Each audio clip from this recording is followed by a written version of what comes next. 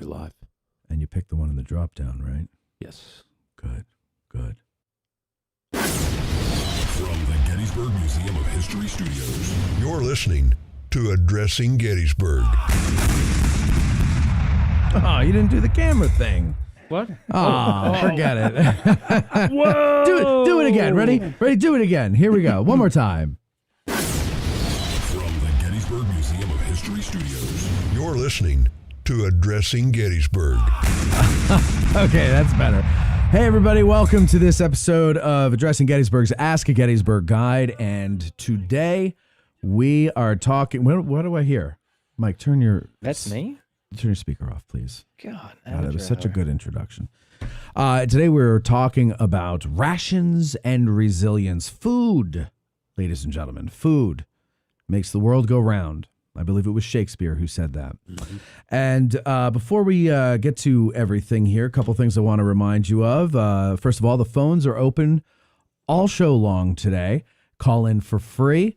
And that is 717-420-1978. That's the number you want to call.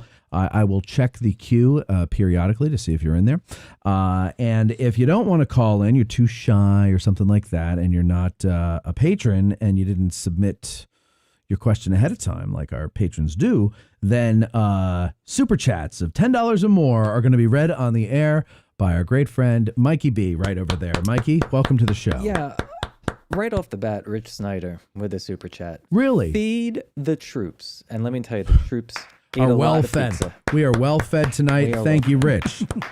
I came in here 5'6", and now I'm 6'5". There you go. Sprouting up. I had 4 pieces. Did you really? Yep. Jesus, I had 3, and I thought that was a lot. I had 4 as well. Okay. And one thing we want, now Mike has a contest here because we have a ticket to give away to our Antietam tour with Scott Hartwig on September 27th. Now, a couple rules. One, if you're going to enter, you have to be able to go. If you are going to enter and win, and then you go, oh, I can't make it, then we want you to choose somebody who wants to go and give the ticket to them, and we will give it to them too. That is what is the contest, Mike? Looking for puns. How about Civil War food puns? Civil War food puns. So, for example, Robert E. Bree. Robert E. Bree. Brie is a cheese. Yeah, I give... And a girl's name. Cheese puns are at the top of the list, but we're looking for Gettysburg or Antietam food puns. Okay. Gettysburg or Antietam food puns. Yep, and what we'll do is I'll pick 3 of those, and when we go to the break, we'll let the people vote in a poll, and that will be the winner. That's right. So there you go. So throw them in the comment section. It's okay. You don't have to do it as a, whatchamacallit. Although I should have made you do it like a 50-50 almost. I should have done it. I should have made you pay, but forget it. I'm not going to do it. Yes, thank you. Oh, yes, much better. So you'll have to, I forgot what I was saying now. Yes. Oh, yeah. Just put your pun in the comment section. Mike will keep track of that, and then we'll announce the winner. Well, you'll pick the winner after the break. Okay. So today we're talking about rations and resilience. And Rich Kohr, licensed battlefield guide, is on the show for his 4th time? Fourth time. The first 2 times were pre-COVID. Yes. Yeah, we were on the battlefield. On the battlefield, yes. And the time before this was back in December, which I can't believe. I thought it was sooner than that. But, December. Yeah. Time flies. Tempest Fugit. Okay, so is this a talk? Where did you get the name Rations and Resilience? Is this a talk actually, you've given? you came up with the name we Rations did, and yes, Resilience. We did. That is right. That is correct. I'm not smart enough to come up with resilience. I'm not smart enough to remember things I come up with. So, okay. So, tell us about rations then. Okay. So, probably the best place to start, simply because there does seem to be a misconception, is who feeds the troops. Which department is responsible for this? And it's the commissary department. It's not the quartermaster department. Time and time again, when we do talk about this, I've talked about this with other folks, and they're always like, "Oh, that's the responsibility of the quartermaster." Yeah. No. Quartermaster provides you with stuff. Your uniform, your tent, your knapsack, your canteen. Cooking implements come from the quartermaster. Forage for animals comes from the quartermaster. But edibles, food, That's from the commissary department. Okay. Okay. Except for candles and soap. Candles and soap are part of the ration. They're the only two non-edible items that show up in the ration Right. Okay. for some inexplicable reason. Yeah, that makes no sense. I have to no me. idea. I guess like if things got really bad, you could eat the soap. I guess. And what surprises me is we're going to give you candles, Yeah. but we're not going to give you matches. So you have to figure out, okay, Of course. Yeah. so, gotta why light not 'em. both, okay? Right. So, Okay. Interesting. Yep. All right. So so you have the commissary department who gives you the food. right, The quartermaster department gives you the stuff. right. And how were they different in each army, or were they essentially the same? Or? Well, they're going to try to, what the Confederates essentially tried to do is model things on what the Union Army does, what the U.S. Army does. Sure. Right. And the commissary department had existed as a separate department since 1818. Okay. So this is, you're going to have to deal with much larger quantities of food during the Civil War, but the department has been there, for nearly 50 years. Yeah. And as a matter of fact, this is mind-boggling to me. The first commissary general of the Union Army at the time of the Civil War had been commissary general since 1818. Oh, wow. He is the original commissary general. Wow. He is the oldest active duty officer to serve in any capacity during the Civil War. I did not know that. Yep. Yeah. Ask me. Go ahead, ask me. What's his name? George Gibson, but no, here's the question I want you to ask me is, Oh. well, how old is Mr. Gibson? Oh, yeah. Well, how old is he? 86. 86 Yes. years old. Yes. So, Holy crap. yeah, so It's interesting to think of what the changes would have been from 1818 Yeah. in diet, or just what they had access to, or I think a lot of it's probably the same. I don't think it really changed that much. I mean, I would imagine not, right? Heart attack had probably been around since, It's in creation, probably. Roman times. Yeah, Okay, right. so- Yeah, I mean, that's a long time. That's a long time. He's probably the oldest person in the government. He might have been. It's Right? very possible. Yeah. Yeah. Wow. Okay. So, and not too surprisingly, he doesn't last the first year of the war. He dies in September of 1861. Oh, well, Okay. of course. He's 86 years old. He's I mean, 86 years old. give him a break. Yep. Retirement planning is important. Yeah, exactly. Exactly. So then he's replaced by his assistant, Joseph Taylor, who's 68 years old of age. Hmm. So Okay, so he's another old guy. another old guy. He's the younger brother of Zachary Taylor.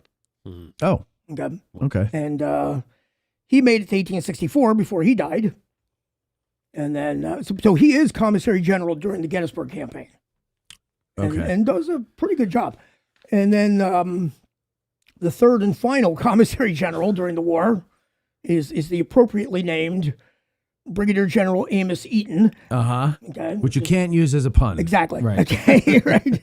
And Eaton basically developed the system as assistant commissary general of supply that's used throughout the war.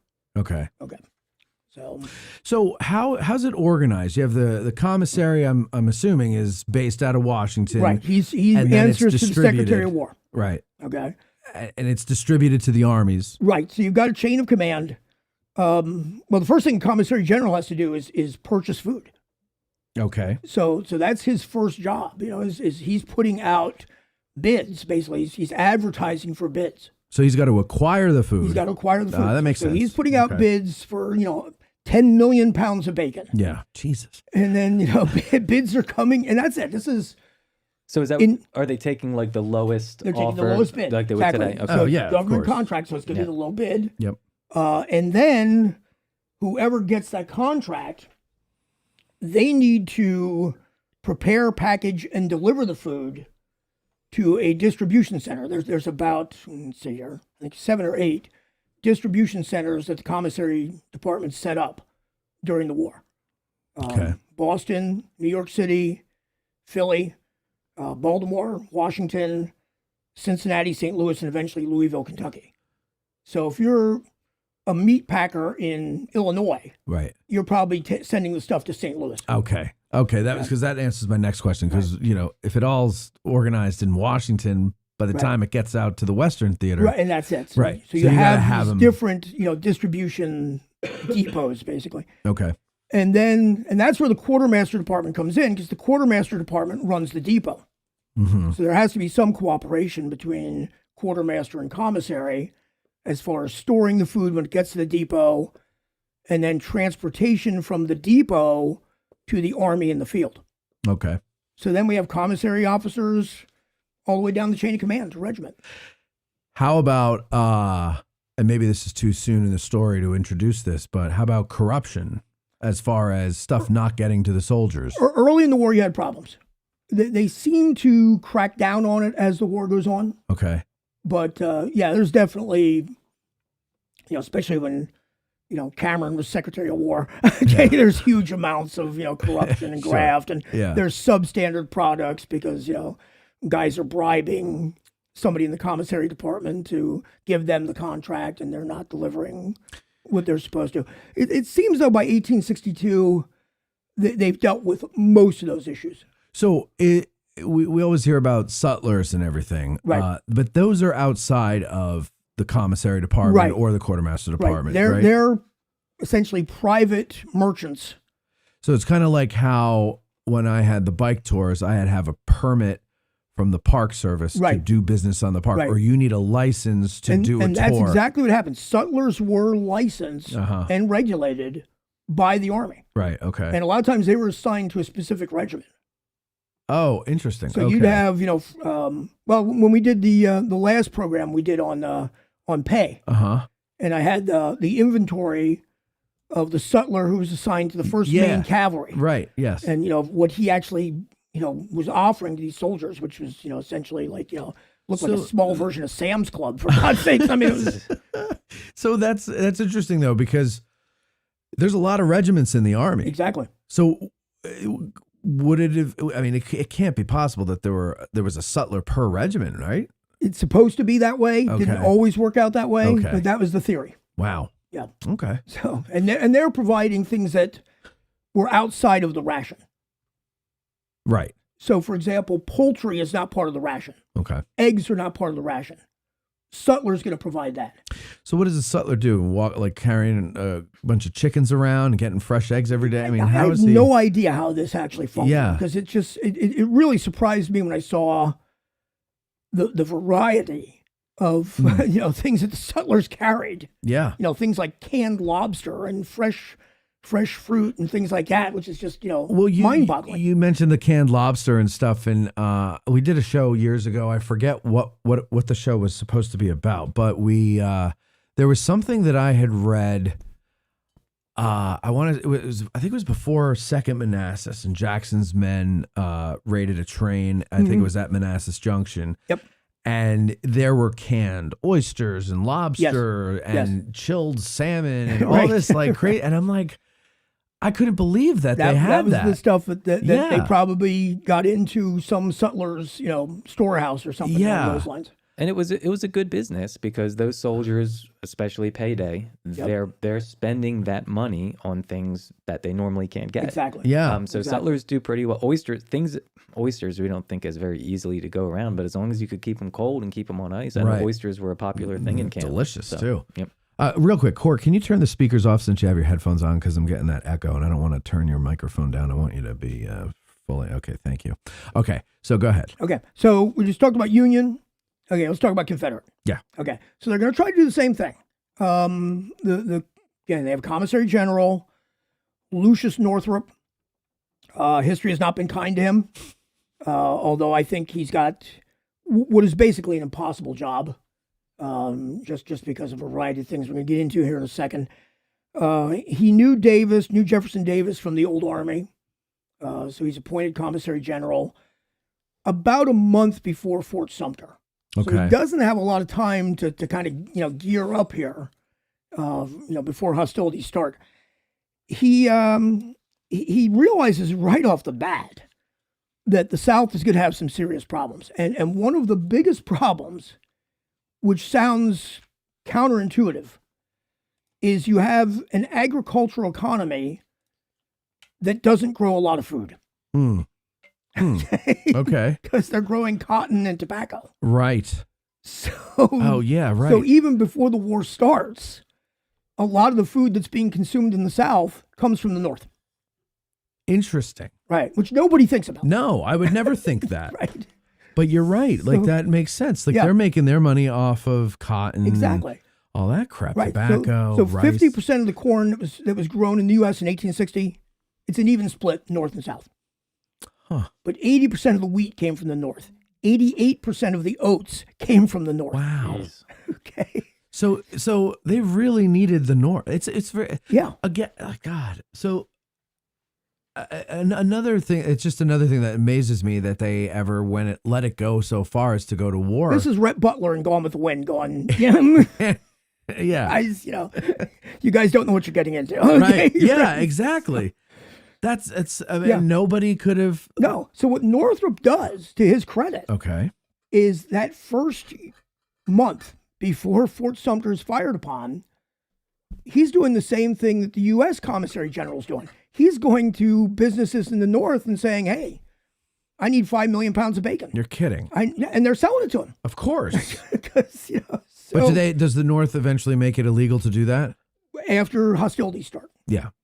But initially, That's a good point. he manages to acquire enough that it lasts into the fall of 1862. Oh, wow. So That's pretty good. that's pretty good. Yeah, that's a good haul. Okay. Wow. Right. Okay. So, and there's another issue here, which this went down a lot of directions I didn't expect. When you guys sent me the email and said, hey, would you want to talk about rations? I said, sure, why not? That's how difficult can that be? And Yeah. then, Right. Yeah. then down the rabbit Famous hole. last words. Exactly. There's a lot of rabbit holes I went down. Right. And one of them is the fact that cotton and tobacco apparently deplete the soil badly. Yeah. Yeah. They just suck the nutrients out of the soil. Right. So this isn't as simple as Let's okay, just plant some corn. let's just plant some corn. Right. Right, because it's not going to grow very well. Yeah. You got to So- let the field go fallow for a Exactly. year, don't you? Yeah. So the whole concept in the South, from an agricultural standpoint, is we have plenty of land, we have plenty of people, we let land go fallow, go in and clear it, then plant crops, and we're looking to expand the land, and this is why they covet the West. It isn't just political of, we want to move slavery into Right. other areas. It's we're screwing up the soil so badly where we are that we need to move somewhere else. Right. Because And is the soil as good? I think it was in that book we were talking about before, An Environmental History of the Civil War. Right. I could be wrong, but I remember reading somewhere that at least in Virginia, the soil isn't as good as it is up here in Pennsylvania. it's not. And- It's not. and so does that- especially when we get into what we call today the Midwest. Oh, okay. You know, Well, right. But soil's as you go further fantastic out south, is the soil just not? Does it Exactly. improve at all, or Not really. Not really. Not really, no. So we've got the better soil in the north. Mhm. We've got obviously the industry. Yep. And the south. Bless their hearts. Yeah, they thought this was going to work. Yeah. Good for them. They cut off their nose. They did. They Spider did. face. It's a spider face. Okay. Spider face. Right. Michael Scott. Yes. Okay. So I've got 4 problems that the South has from day one. Okay. That's one. Yeah. Okay. Number 2, they put the capital at the wrong place. Yeah. Richmond. Yeah. Terrible place to put the capital. Way too close to the other. Way capital. too close to the other capital. Yeah. So this inhibits the movement of Lee's army. Throughout the war, the Western armies in the Confederacy are better fed than the Army of Northern Virginia. I did not know that either. They're on the move all the time. Okay, so they're living off the land more. Right, they're living off the land more, and they're able to move to areas that haven't been picked clean. Okay. By the end of 1862, Northern Virginia, it's wiped out. Yeah. It's gone. Yeah. Yes, and that's also in that book too. It's just nothing. Nothing. And nothing. you see pictures of Northern Virginia during the war, and it's nothing. It looks like they're on the moon. It looks like the Western Front in World War I. I mean, it Yeah, really it does. does. Like It there's- does. There's no trees. No trees, there's no just- grass. Yeah, everything's just stripped clean. The Union right? soldiers talk about how they hate being there. Yeah. Like winter camp in Northern Virginia, like 62, 63 is awful. Like after Right. the Gettysburg campaign, they end up back in kind of the same spots they Culpeper. were. Yeah, Yeah. and it's just nothing there. Yeah, it's very hard to go down there today and imagine what it looked like during the Right. war. We were just down at Manassas a couple of weeks ago, and I was thinking that about this, like about how like it was desolate, but now it's so lush and Sure, green sure. and beautiful because everything's grown back, obviously. But like it's very hard to go there and picture really what it looked like. Oh yeah. And how it just had to be hell. Yeah. Just hell. Now again, the advantage if you're in the Union Army is we're going to build a railroad to get to you. Mm. And that's the third problem the South has. And this could be a whole podcast on Civil War railroads, but I would love to. Southern railroads are pretty much falling apart by 1863. Okay. They're just, coming apart at the seams. And one of the big problems is they can't get spare parts because they're all made in the North. Mm. Mm. So the rail is wearing out, the wheels are wearing out, couplers are wearing out, brakes are wearing out, and they can't replace them. It really is remarkable that the war lasted for 4 years. It really did. You know what I mean? Yeah. Like every odd was against the Confederacy, and you got to give them a little bit of credit at least for dragging it out. Yeah, right? I know it's amazing. Yeah. Okay. Wow. Yeah. Okay. So go ahead. So, and of course the problem, we just talked about the Army of Northern Virginia being pinned in Northern Virginia. Okay. In 1862, you're gathering supplies from where you are. Mm-hmm. By 1863, the supplies are coming from North Carolina. Mm. By 1864, the food that's feeding Lee is coming from Georgia. Wow. And again, it's the railroads that have to transport it. Well, they're not doing a great job because they're falling apart. Well, and in 63, we've got early in the spring, you've got Chancellorsville followed by Gettysburg. Yep. And both of them have an element of looking for food. Sure. Longstreet's gone, looking for... He's down. That's why he's in Suffolk. Yeah, exactly. Yep, so he's for sent there. And then Lee's coming up here partly to get stuff. It's a big reason. Yeah. It's probably his biggest reason, he's looking isn't for it? a showdown battle that he's hoping is going to win the war. But by the same token, he knows his army can't sit in Northern Virginia because they don't have enough food. Ugh. But Pennsylvania, untouched by war, let's go up there and feed the army. What a rough situation that's got to be. You have to think that has to be the number one factor is the supplies, right? Because you don't want to go out of your home territory where you have all the knowledge and advantages of the land, et cetera, et cetera. And he knows that Pennsylvania or the northern cities have so much manpower they haven't even used yet. Mm-hmm. I mean, Lincoln goes, give me 100,000. Now he doesn't get it, but the fact that the president can say in an emergency situation, I need, Pennsylvania, give me 50,000 men is crazy. Yeah. Mm-hmm. Well, and you're dealing with this situation where, I kind of lost my train of thought here. Oh, what we were talking about there with the Suffolk, okay? Longstreet being sent to Suffolk. This kind of brings up the fourth problem, which is in the North, there's this very clearly defined chain of command. All food purchases are through the commissary general, right? And then we just go down. But in the Confederacy, the individual army commanders think that they're in charge of everything that's within their area of operation. Right. So you've got the commissary general sending purchasing agents, like, for example, to Suffolk in 1863, and Longstreet's down there buying food at the same time. Yeah. So they're competing against each other. Jeez. So you get, for example, prior to Vicksburg, Pemberton issues a general order that says nobody can sell any food to anybody in this department unless it's my commissary officer. Oh, wow. So no, you can't even sell to an individual soldier. No. Right. No. It's all got to go through the commissary. So now Northrop is trying to set up these depots and he can't do it because they can't acquire enough food. He sends a guy into, Mississippi to buy corn. Pemberton's guy's there, outbidding him. And then Pemberton's guy hasn't set up the transportation to move it.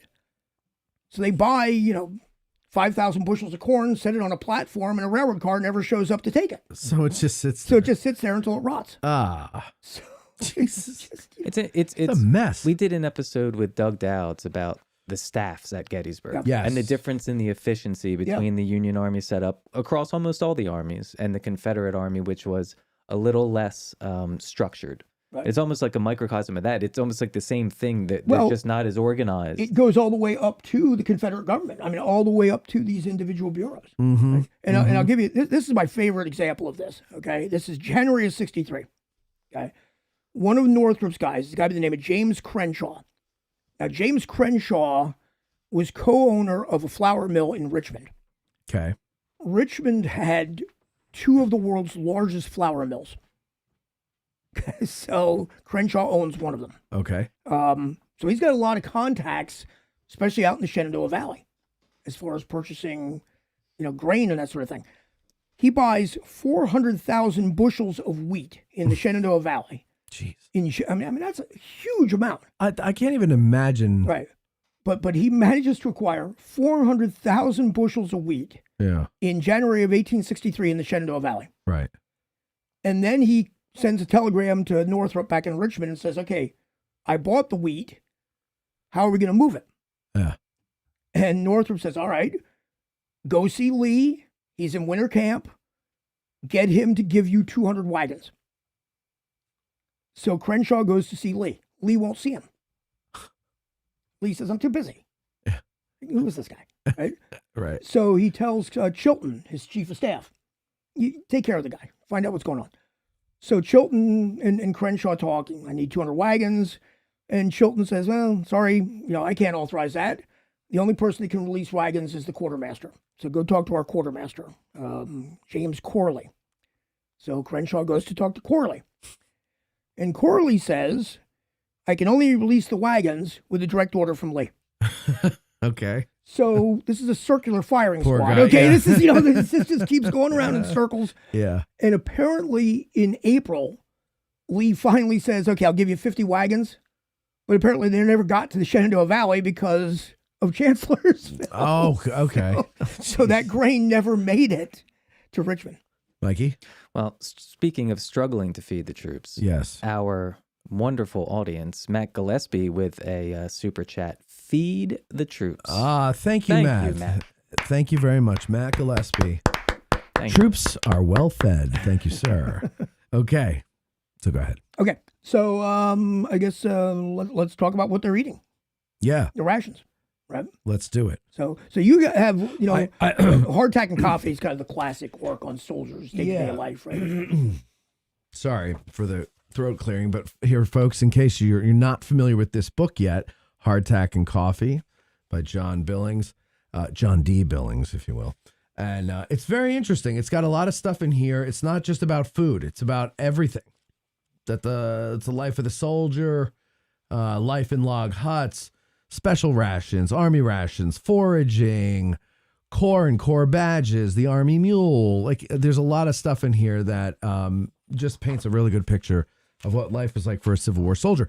But in it, he has a list of rations that were given to the soldiers. It's on page 110 if you want to read more about all that stuff. But here's the list.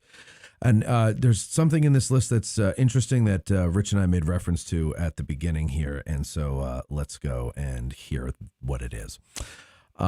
Salt pork, we've all heard of that. Fresh beef, salt beef, rarely ham or bacon, hard bread, soft bread, potatoes, an occasional onion, flour, beans, split peas, rice, dried apples, dried peaches, desiccated vegetables, coffee, tea, sugar, molasses, vinegar, candles, soap, pepper, and salt, not all served out at one time. Right. That's what he says.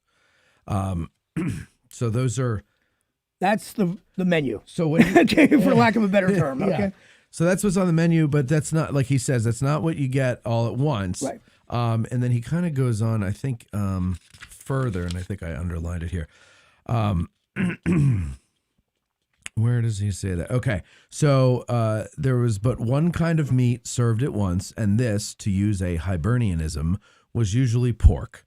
When it was hard bread, it wasn't soft bread or flour. And when it was peas or beans, it wasn't rice. Right. So you didn't get rice and beans. You got rice or beans. You typically got one vegetable or potatoes, one type of meat, Yeah. and that sort of thing. And then we can get into quality later. Right. So you have the full ration and the marching ration. Yes. So the full ration is what you get in camp. And even when the Army's stationary, for example, when they're at Petersburg, they're getting the full rations. They're not getting marching rations.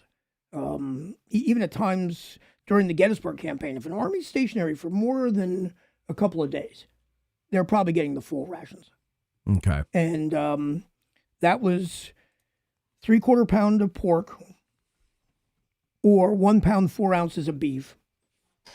And then the soft bread or hardtack, usually a pound of hardtack, 1.5 pounds of soft bread. And then it's broken, the others, like the beans, peas, potatoes, that's all broken down by 100 men. Mm-hmm. So it's 15 pounds per 100 men of beans, peas, or potatoes, 10 pounds of rice, 8 pounds of coffee, that sort of thing. Mm-hmm. And then marching ration is what you can carry in your haversack.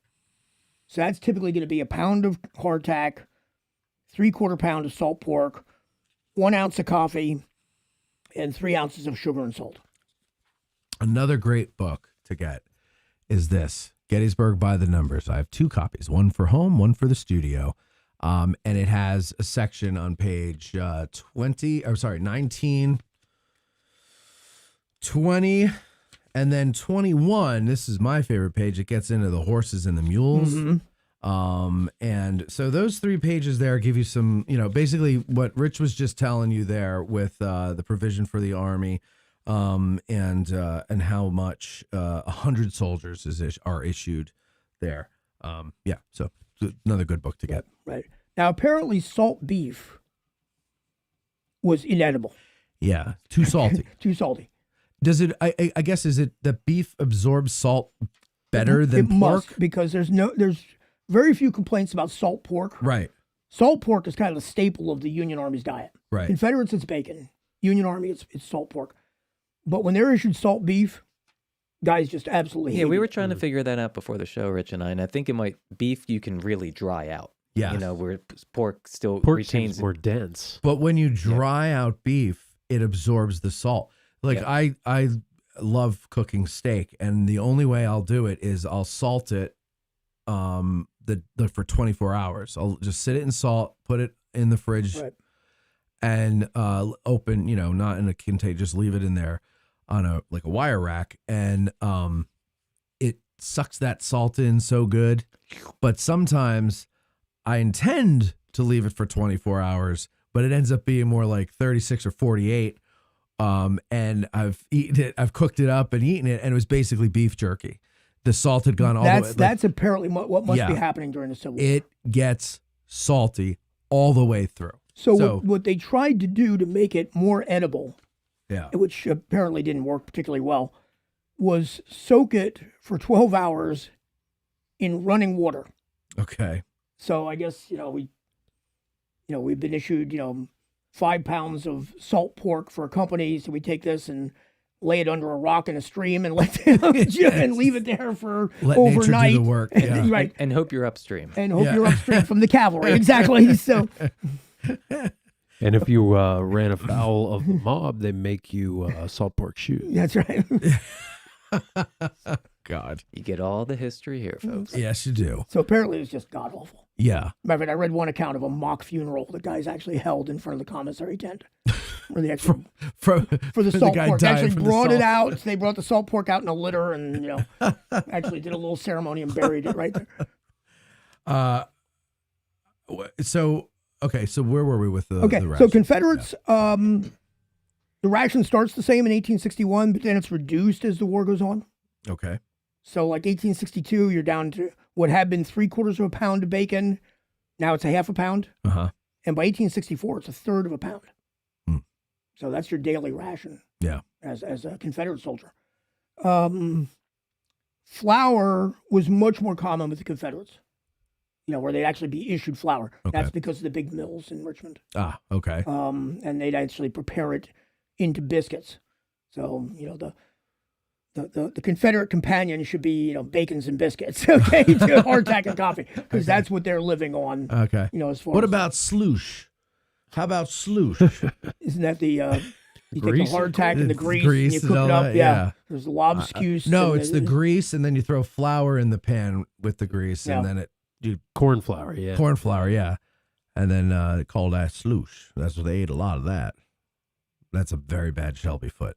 I thought that was Shelby Foote. Oh, is that what you Amazing. thought? Do it again, man. 'Cause, they ate a lot of that. That's Not a good No. Shelby Foot at all. that's more Forrest Gump than Shelby Foote. Yeah. They ate a lot of that. I can't remember how Shelby's voice sounds. That's why I can't do it. Yeah. Go ahead. That's okay. So anyway, rations being issued. Okay, so we just talked about what the rations are.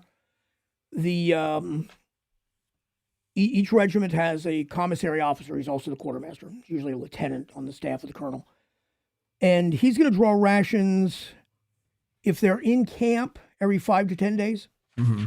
If they're on the march, 1 to 5 days, usually 3 days. And they try sometimes to carry more rations than like 5 days worth on the march. Okay. Chancellorsville's a good example. You can put 3 days worth rations in the haversack. Okay. So then you put like 7 in your knapsack. Oh, yeah, sure. But one or two things happens. Either the guy decides I'm not going to carry this and just eats it, Mm-hmm. or if he leaves it in there for a week, all of his other personal belongings banging around inside the knapsack, Just tear it up. just tear it to pieces. So it's it's essentially Yeah. disintegrated by the time he gets to it. So yeah, this is I don't know if you can get this on camera. Where do I have to hold it? Here, I'll hold it. Hold it for me. Yes. How to Feed an Army. It's a reprint of a book that was published post Civil War, and what it is questionnaires and the responses to the questionnaires issued by the commissary department to commissary officers in the field at the end of the Civil War. And that's one of the things that they recommend is no more than 5 days rations being carried, because if you get beyond that, it's you're just wasting it. You're just wasting the food. Wow. So, I mean, and they really get into stuff here. The best packages for stores of all kinds are good, tight barrels. Those of the size of pork or flour barrels for wagon carriage are the best, except for vinegar, which, as the issues are small and the men have seldom any vessels to carry their supply in, the package should be of as small a size as possible, not above 10 or 20 gallons at most. Good flour barrels answer very well for beans or peas, but rice, from its weight, should be packed in stronger and tighter barrels, and also ground coffee. I mean, really, they really learned a lot. Absolutely. Yeah. Absolutely. Wow. Yeah. That's pretty interesting. And then they got this stuff here. Is this what we were looking at? Yeah. Oh, the chart on the cattle and yeah, how long a slice of beef lasts. Yeah. before- Yeah, it's amazing. Somebody, so there's this chart here. It has a temperature, and I correct me if I'm assuming this stuff wrong. They got a dead cow, Right. and they at 10:18 a.m. they shove a thermometer up the cow's ass and they start taking its temperature. Right. So it must have been freshly killed at 102 degrees. Right. And then by 10, so that's 10:18. 11:18, it's 100 degrees. 12 noon, it's 98 degrees. Every hour they take note until 2 p.m. of the next day, where it's down to 55 degrees.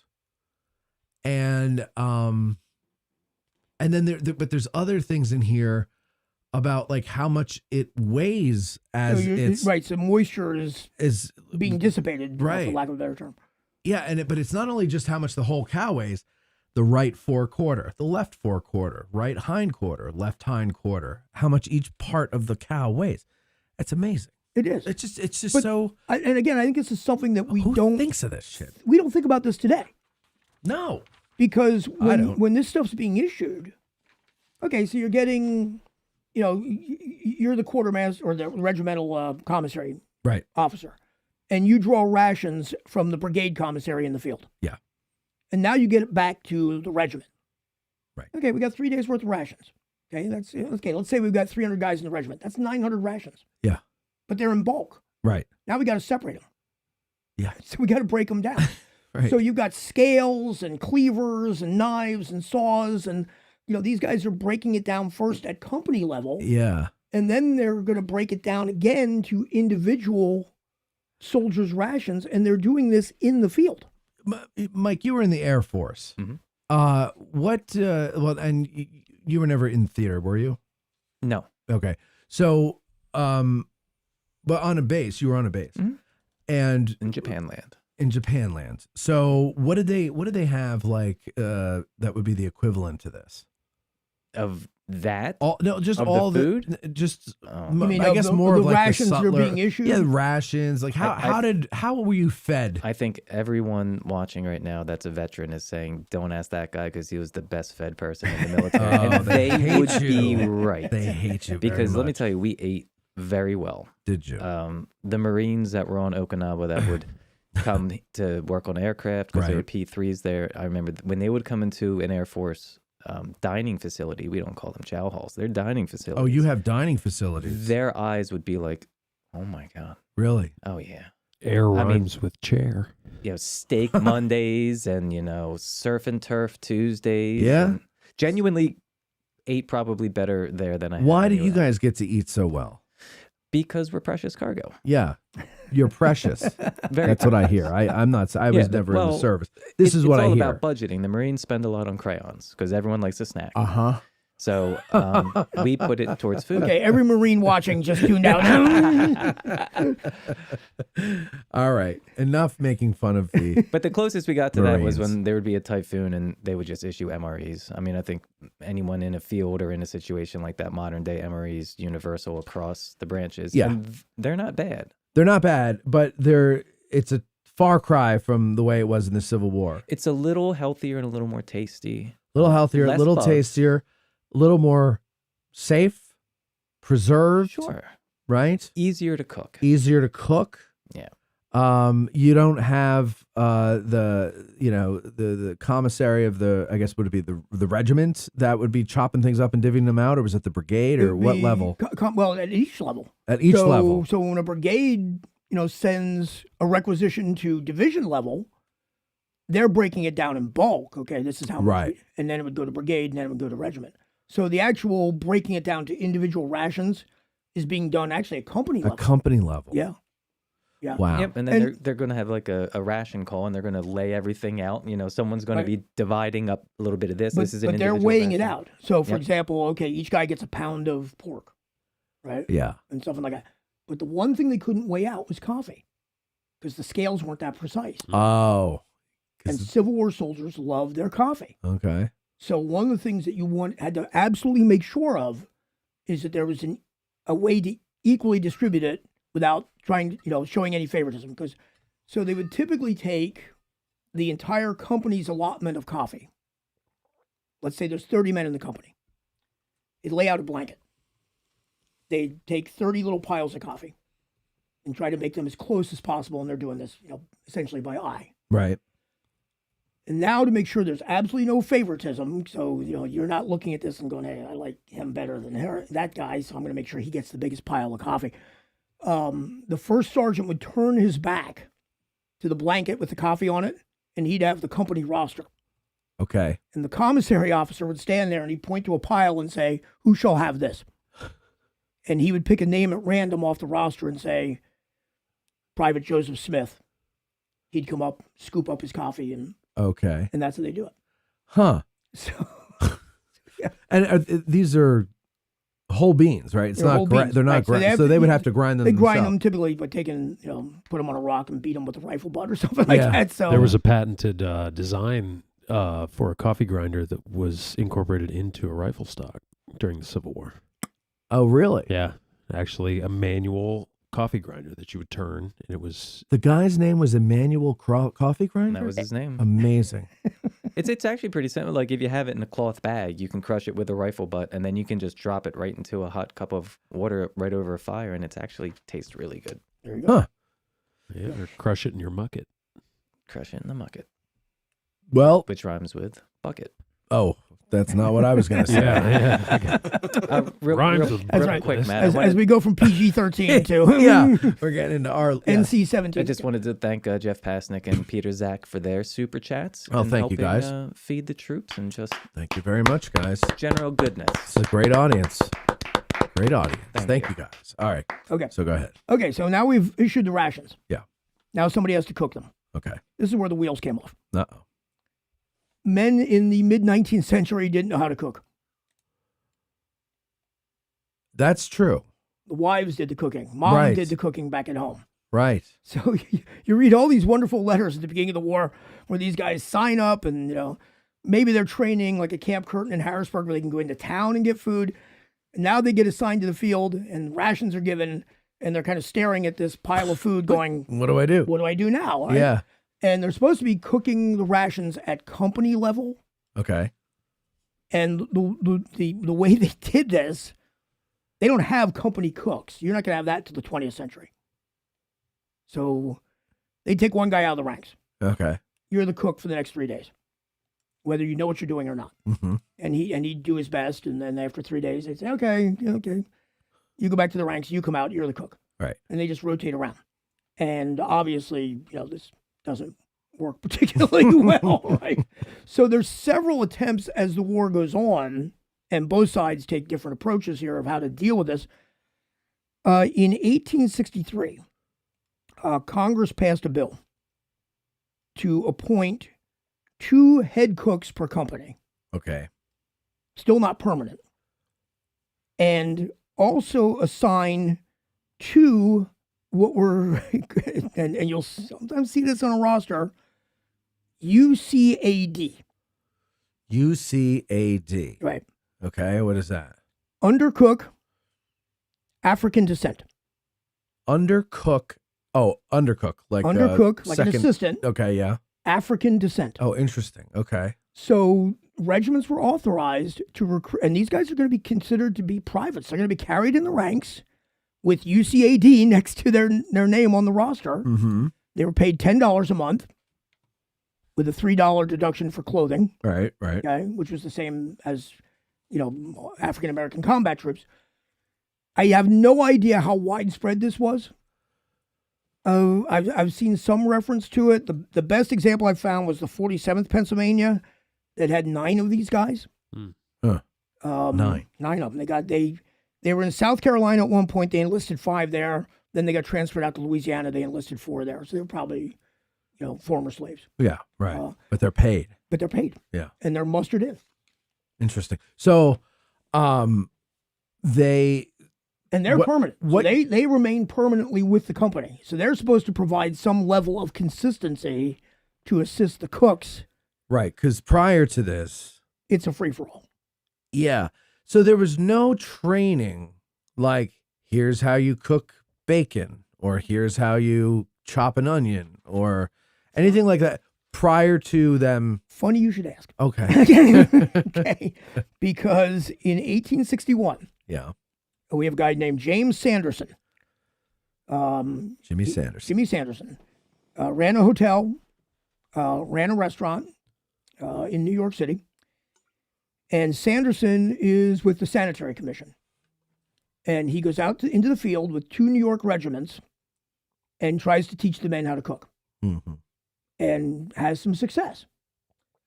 So he goes to the War Department and says, we need company cooks. We need permanently assigned cooks at each company. Well, the War Department's not going to do that.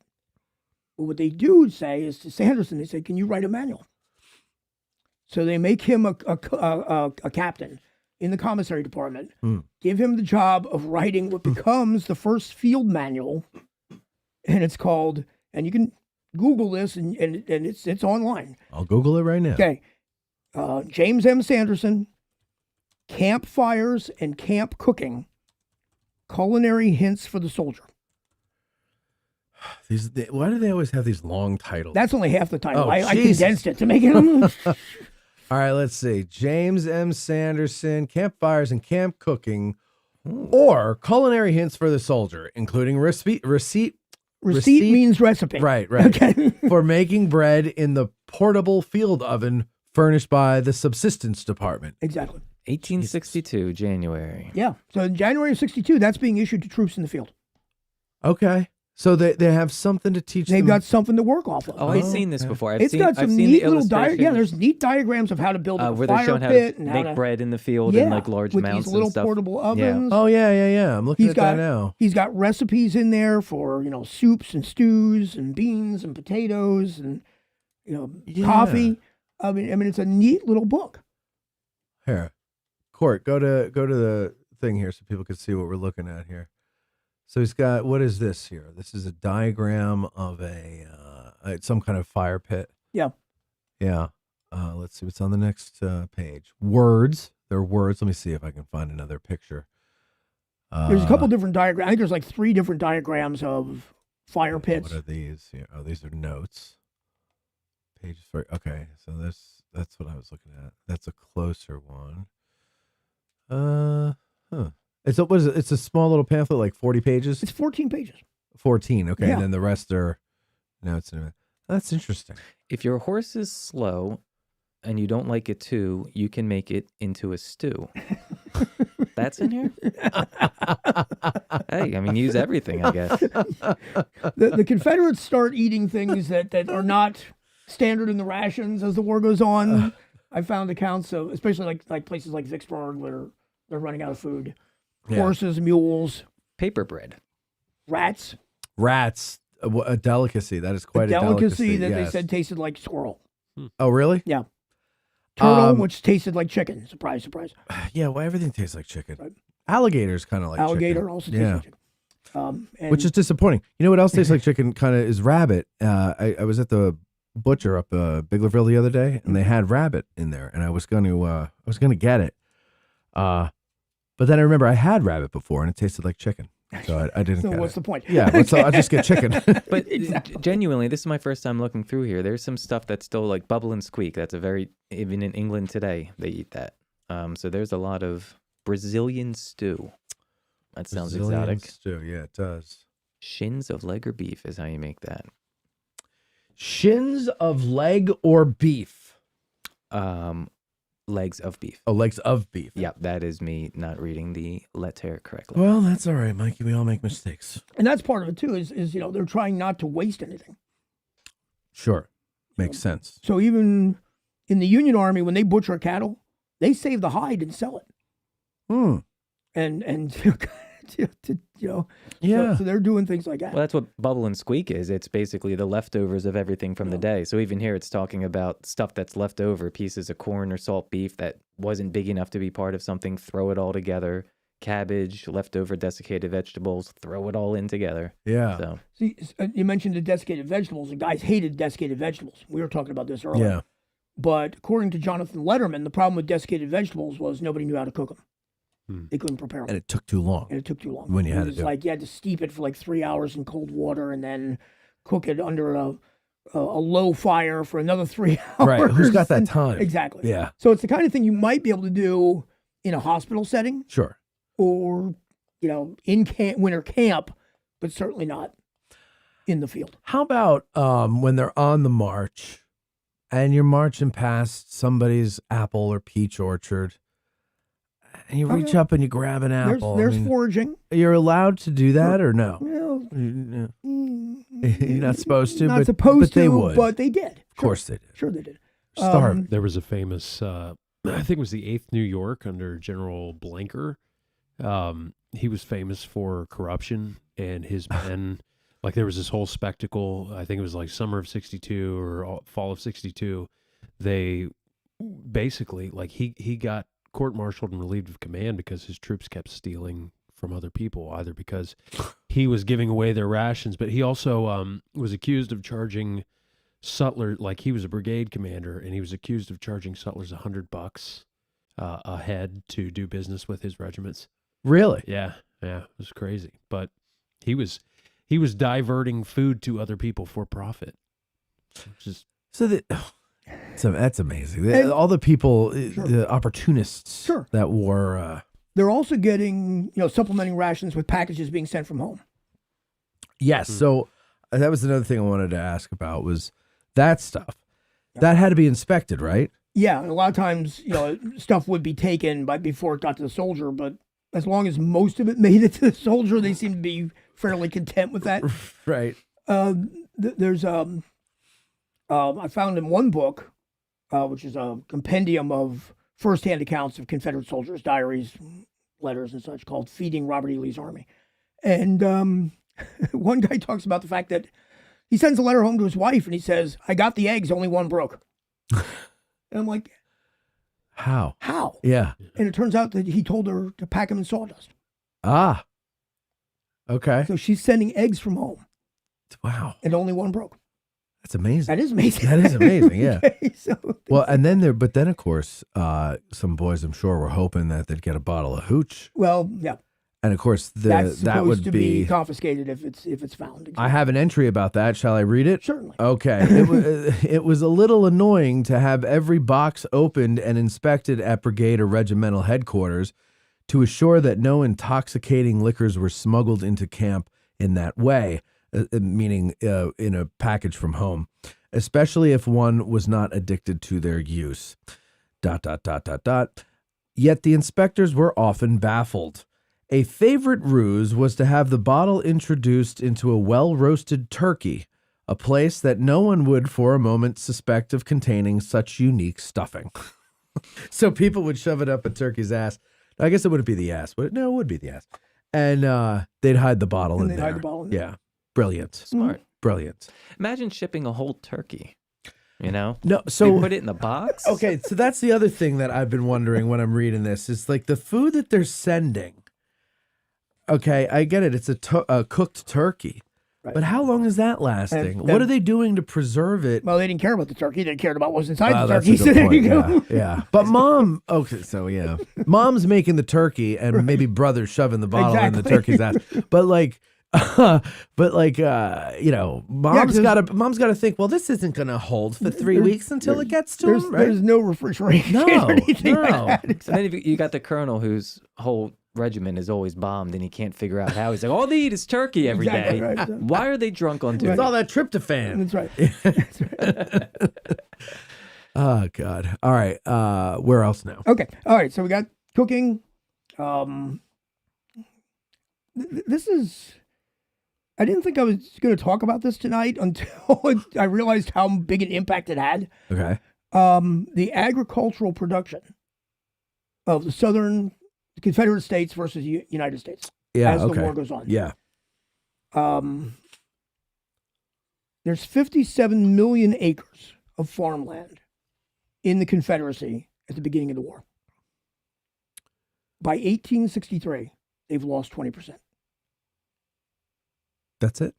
That's it. But that's a lot. That is a lot. That's but a lot. That's it. That's it. I Well, would've think about figured- where Union troops are in 1860. Oh yeah. Okay. You know, you still have basically a stalemate in Northern Right. Virginia. Right.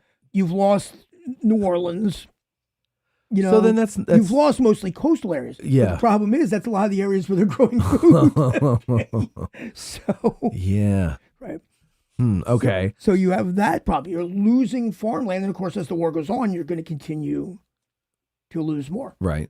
Right. So that's huge. So your producers are dwindling. Yeah. Your army is too, Hmm. but Yeah, because, but that's the other problem. Yeah. The labor to work the farms at home isn't available anymore right. because it's in the army. 75% of white Southern men work their own land. And not everybody who works or has a farm has slaves. Right. So you have to work it yourself. Right. So I'm guessing that a lot of the women are now out in the fields. They're trying to, but again, are they cutting down trees to Mm, clear new land, or Good point. a lot of the heavy labor can't be done. right. And so all the men that are back home are probably old or what they would call invalids. Right. Right. Right. November 1861, newspaper editor in Western North Carolina. There are not enough men left here to plant corn. Hmm. So, Yeah. So it's this so is what So what do you do? Do you grow food, or do you put these guys in the army? but you can't feed them. So how do you put them in the army? Exactly. How do you feed them? There's no solution. There's There's absolutely no solution. God, what a Right. that had to be a nightmare living in the South. Well, as and the this war- is what the commissary general's up against. So, if you're Yeah. Lucius Northrop and people are saying, well, geez, how come you're not feeding Lee's army? with what? With what? Yeah. Again, where am I getting it from? Right. We can't even go fishing in the ocean because Right, the exactly, Union because the occupies Union all the occupies the coastal land. Yeah. Right. Ugh. Okay. 1862. The only thing that's missing here is a plague of locusts. Okay, so it's throughout the South. It was a wet spring and a very dry summer and fall. Yeah. Okay. The wet spring causes a fungus called stem rust that kills the wheat. Right. 50% of the wheat crop in the Shenandoah Valley was lost in 1862. Okay. The dry weather killed the corn. 60% of the corn crop in the Shenandoah Valley is gone because of the climate. Then they had an outbreak of hog cholera. Oh, boy. Which I had never heard of. No, I haven't either. So I had to look that up. Okay, what's hog cholera? It was a viral infection that had a 90% mortality rate. So all the pigs are dying. All the pigs are dying. Remember, this is an army that's living on bacon. Yeah. All the pigs. Right. Oh, God. And now, so is that transferable to humans too? No. Transmissible to humans? No. So, okay, so it's not Right. a cholera that it's largely been eradicated in the United States today because vaccines were developed early in the 20th century. For the pigs. For the pigs. Yeah. Right. Beef cattle. As the corn's going, now you can't feed the cattle. Right. So you're losing cattle. Oh, So in the winter of 1861 and to me, this is just fascinating because, I just never thought I'd be talking about, right. yield per acre and that kind of stuff. Right. But in the winter of 1861 and 62, they slaughtered 40,000 cattle in Virginia alone. In the winter of 1862-63, 4,000. Wow. That is drastic. And to think like you've got the army starving in the field. Everybody that's left back home has got to be pretty close to it themselves. I mean, they've got to be rationing themselves too, not to mention the inflation. Yep. Well, so if you can't grow things, you can't buy things much either because everything's too expensive. right. The solution that the Confederate government comes up with is impressing crops from farmers, Yeah. where they would pay half of market value, okay, for what they seized, Yeah. or Way to win us over. right, or what they call the tax in kind, which is, okay, we think you're going to need this much of your crop for you to live on. We're going to take a percentage of the rest. Okay. And that's the solution. But of course, what that does is it causes shortages Yeah. in places like Richmond. Yeah. And I'm sure people are hiding Some a lot of stuff too. animosity. Yeah. Oh yeah, and animosity. Yeah. So a barrel of flour in Richmond in 1862, it's $16. Okay. 1863, it's up to $40. By June of 64, $500. Oh my God. By March of 65, $1,500. Sell the kids, honey. We're getting some flour. Yeah, I mean, who's paying for that? Nobody's paying for it. Right. So That's why we have bread riots. yeah, right. I'll never I'm by no means do I have a clue about economics, but I'll never understand how anybody with a straight face can put a price tag on what was it, flour? Yeah, A barrel of flour for $1,000. $1,000. I mean, today it probably is, Yeah, that's but like that's phenomenal. it is phenomenal. It's it goes from $16 to $1,500 Yeah, I in know. 3 years. In 3 years. But how did these people survive? Well, they don't. I mean, that's the problem. Is they're having just as much problems finding food as As the troops. soldiers, yeah. Northrop basically says, well, we can feed the army, we can feed the civilian population. We can't do both. Jesus. So, What a dire situation that is. yeah. I saw some revised casualty figure for the civilians, maybe topping 100,000. And you'd have to think most of that would be starvation or disease. Starvation or disease. Yeah. Sure, because Yeah. if you're not eating enough, you're more susceptible to It disease. can't be direct violence. Yeah. No. So you guys are going to Antietam. Yes. Okay. The weather conditions in 1862 have a dramatic impact on Lee's army during the Antietam campaign. How so? How so? Because they think they're going to live off the land when they get to Western Maryland. Oh, yeah. Okay, so there's corn, lots of corn, except it's not ripe yet. It's green. It's green corn.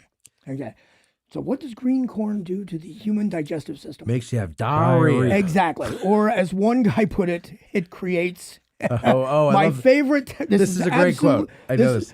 Yeah. Dysenteric discharges. Yeah.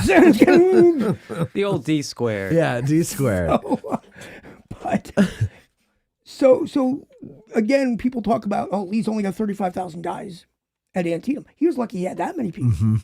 Yeah. You know, Well, did you can't imagine how the lack of energy that you must have had if you're a Civil War soldier trying to fight that battle. You had to be on death's door. Yeah.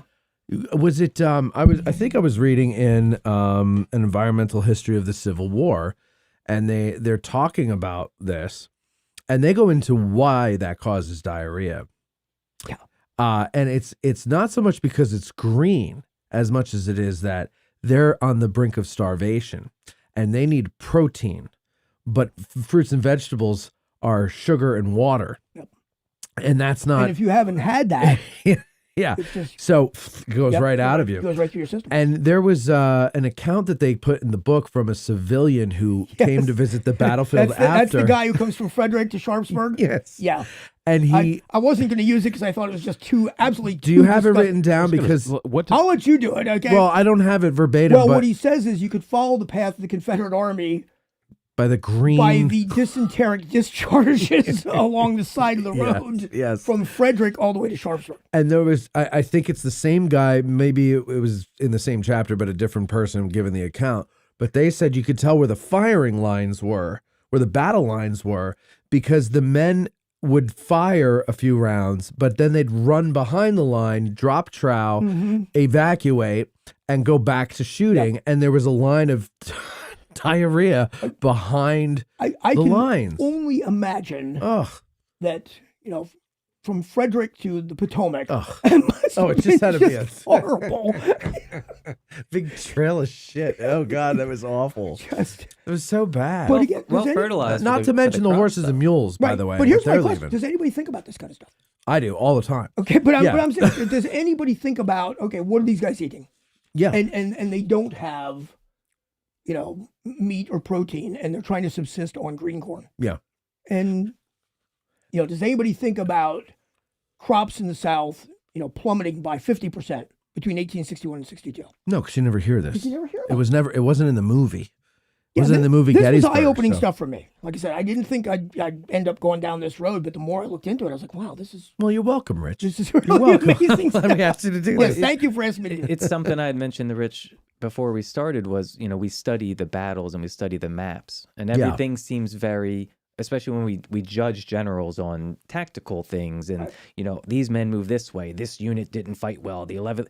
You just forget all the factors from being tired to leadership to not being well fed to having the craps, specific company by company, regiment by regiment based on what they might have eaten that day or what was available and how that can affect, things. I know a lot of people are out there saying, how much poop was expelled? And let's talk about the animals, okay? Because is that in here for the humans? I thought it was, but I don't see it. Okay, here's the food for the animals. Okay, there were, I'll just give you numbers here. There were an estimated 67,000 horses and mules. This is in the Gettysburg campaign, folks. They were used in immediate support of the armies, plus another estimated 20,000 mules in distant supply trains. Approximately 5,000 to 7,000 horses and mules were killed here, either from wounds or being hard driven / ridden. And then everybody goes, oh. Jeb Stuart lost nearly 2,000 horses en route. Let's see here. The daily requirement for a horse, this is food, 12 to 14 pounds of grain, which would be oats, barley, or corn for nutrition, 12 to 14 pounds of fodder, grass or hay for proper digestion, and 10 gallons of water. The daily requirements for a mule, 9 pounds of grain, 12 of fodder, 10 of water. Thus, each day the two armies had a requirement for over 1 million pounds of grain, plus 1 million pounds of fodder, and over 800,000 gallons of water. So that's just for the animals. That's just the animals. Okay. Now this is the interesting stuff. Each animal produced 10 to 15 pounds of manure and 2 gallons of urine. Each day, there were 1 million plus pounds of manure and 150,000 plus gallons of urine. Yeah. That had to stink. Absolutely. And that has not, we don't even have the humans in here. Does that talk about Meade's horse, Rusty, that only ate beefarino? Rusty, Yeah. Rusty, Oh, Rusty. Rusty, come on. Oh, that's the carriage ride. Yeah. Nice Seinfeld. Only Very nice Seinfeld reference there. Thank you. Oh God. Oh shush. Okay. So anyway, I just wanted to share that with you all because that is, I don't know. I just because you got to think of that stuff, right? You don't think about that stuff.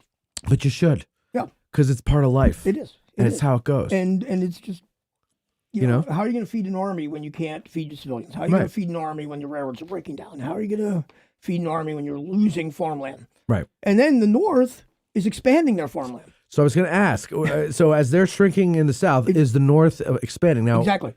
The Homestead Act gets passed in 1862. all right. That opens up 2.5 million acres of farmland in Minnesota, Iowa, Wisconsin, Kansas, and Nebraska. Okay. Yeah, but the soil out there isn't so good, you said, right? Oh, the soil out there is great. Oh, out there is Out good. there is great. But you're talking the Midwest, like upper Soil in the Midwest. Midwest, the average farm in the Midwest produces enough food for the family living on the farm and 2 other families. So you were okay. So you were talking about the Western theater of the South, Right. Oh, okay, But up north, right. it's Whole good different still. ball game. Got it. The northern states double their food exports to Europe during the war. Okay. Okay. Great Britain imports 45% of its wheat from the U.S. in 1863. Wow. So another Shelby Foote quote, where the North fought with one hand tied behind its back. If they're still exporting, Yeah. all that food, They could feed the army, feed the civilians, and have enough to send. unbelievable. Right. So forget about King Cotton. Yeah, everybody's like, oh, the British needed the cotton. No, Yeah. the British needed northern wheat. Wow. It's King wheat. Okay. Wow. So God. So that's that flips everything on its head. It does. So I mean, again, how did you think you could wage a war against that? Sure. I mean, yeah, you know, buffoons in charge for a while maybe makes it easier on the battlefield, but you ain't nothing without food. And the other thing is happening in the North that wouldn't happen in the South because their idea was, we have 2 commodities to work with, land and labor, land Right. and human beings. In the North, you see more mechanization on the farms. Yeah, The reapers, yeah. the threshers. Okay, a threshing machine could thresh 12 times as much grain in an hour as 12 men. Reaper sales in the North during the Civil War increased by 300%.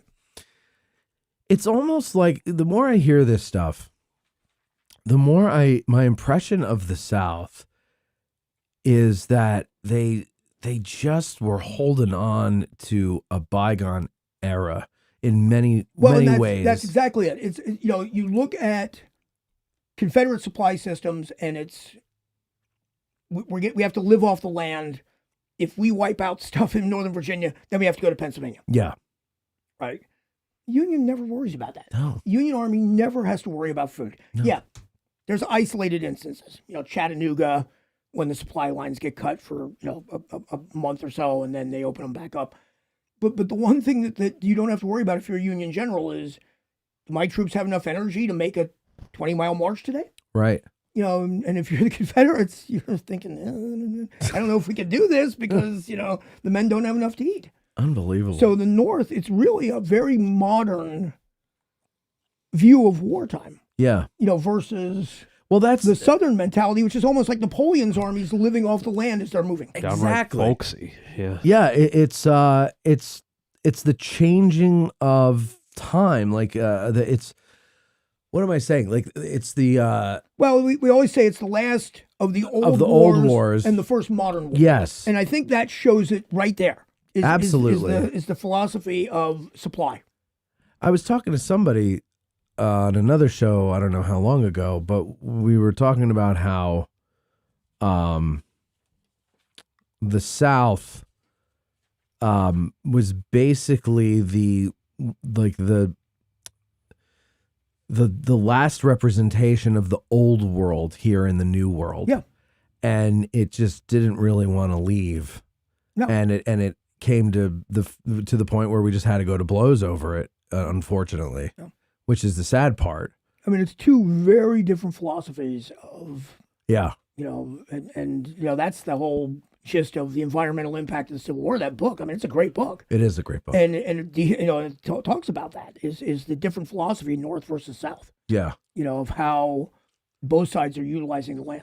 Yeah. Yeah. Even before the war, of how their what their philosophy is. Yeah. Mike, do you have something? No, I'm just fidgeting around. Although Oh. Matt Gillespie did ask, I was going to That's what wait I was for it asking. earlier. Go ahead. To go back to our crappy subject from earlier. Yes. He said, Sorry, I hate to ask, but he asked anyway. Uh-huh. But did soldiers wipe? How How did did they this- wipe with all that double D Diastole going on? there? Probably leaves, whatever. Leaves, Yeah. paper. Organic I think in the materials situation we were available. talking about in the middle of combat, it's probably the last thing on their mind. They're Oh, probably yeah. doing that and getting Yeah. back in Yeah. the line. Anybody got a newspaper? Right, exactly. Yeah. But toilet paper wasn't really a It was thing invented in for the most part. 1863. So it's going to be whatever, as humans did for thousands and thousands of years, or whatever Yeah. you can find, leaves or Yep. I think today they Pine call cone. it twerking, but I think that's what they used to do back then. shake it, shake it, shake it. Shake it like a Polaroid There picture. you go. Okay. So North and South use the land differently. Right. I think that's where we left off. Oh, Right. and then the just that it was like the end of the old way, the beginning of the new. Right. And And it's the way but it's all in the thinking though. yeah, it is. Right? It's the way they thought. Sure. For generations. Yeah. In the North, I think you're starting to see this more embracing technology. Well, embracing technology, but also it seems new ideas. Yeah. And maybe I don't know, was the immigration to northern states higher than to the southern states? But maybe they're just 250,000 immigrants settle in the North every year from 1861 to 65. how many in the south? Oh, they can't get through. Can't get through. Yeah. Oh, jeez, man.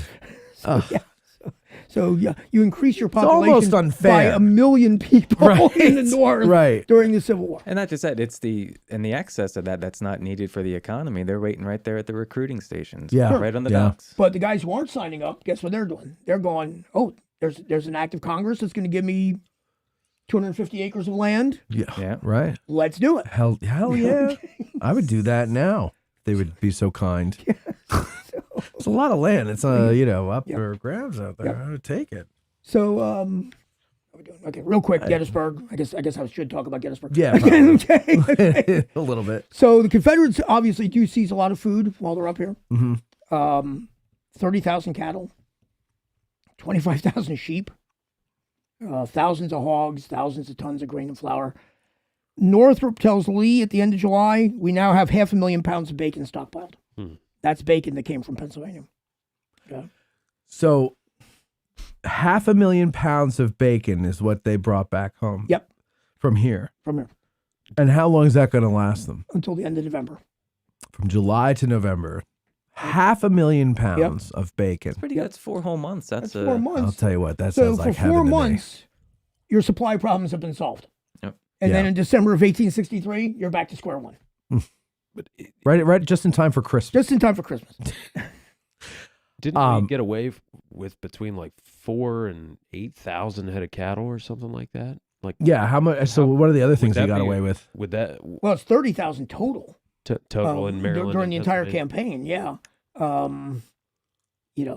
It's So but again, 30,000 cattle is not going to feed, 70,000 men for very long. for very long. Right. So How many? Okay. So it's not like while Lee is fighting the Battle of Gettysburg, 10 or 20 miles behind the line, everybody's just sitting there waiting with 30,000 cattle. It's like as they're collecting them, they're being shuttled they're down to the moving them Shenandoah down Valley. to the valley. They're being moved down to Winchester. Yep. So, but you need men to drive cattle. Yes. So is the Confederate Army using valuable soldiers for this, or are they hiring cowboys? It's probably some of the units like Imboden's cavalry. Okay. Imboden was the loading. guys who are more not necessarily they're They're not really great part of the army. combat troops, but they're really good at foraging and Right, okay. okay. They can do that sort of thing. So I suspect that's who's doing it. So take the cattle down in the valley, come back up. Yep. Yep. Okay. And it's a long line. I mean, once they get up into Pennsylvania, it is miles and miles long of just a stream of supplies coming back. That's what I'm saying. Like, it has to be just going all the way down. So they're sending, wagon loads of flour, wagon loads of wheat and grain and corn. But you say, so when you say 500,000 pounds of bacon, that means cut and cured. Yeah. Right. Now, that could be hogs on the hoof that they took down and butchered. Okay. That's where I was some going. of it's probably also bacon that was already processed. That they seized. Yeah. Okay. How about what other things? Chicken? Anything like that? Chickens seems to be that's the individual soldiers foraging. They're like eating them as they go. Yeah. I told somebody recently, I said there probably wasn't a living chicken between Frederick and Harrisburg by the time the Gettysburg campaign is over. I'd imagine not. Both armies pretty well wiped out the local poultry population. Okay. Yeah, and that's an animal that's not really easy to bring with you as opposed to something you can lead. That's one that you kill. How ridiculous you'd look with a chicken tied to your backpack. That's one you kill and stuff into your knapsack. Okay? Yeah, right. Union Army, again, there's some foraging, but just the amount of rations that are being forwarded to Gettysburg. Okay. Yeah. The Commissary General of the Army of the Potomac, Henry Clark, at 1:00 in the morning on July the 1st, he sends word to Washington. He needs 300,000 marching rations. They had him in Baltimore. They put him on train cars, sent him to Westminster. They're in Westminster by the afternoon of the 2nd. And they're in Gettysburg by the night of July the 3rd. That's the other thing. In 48 hours? Yeah. That food has made its way from a warehouse in Baltimore. Yeah. Well, when you're a Prime member, yeah. That's it. They had Amazon Prime.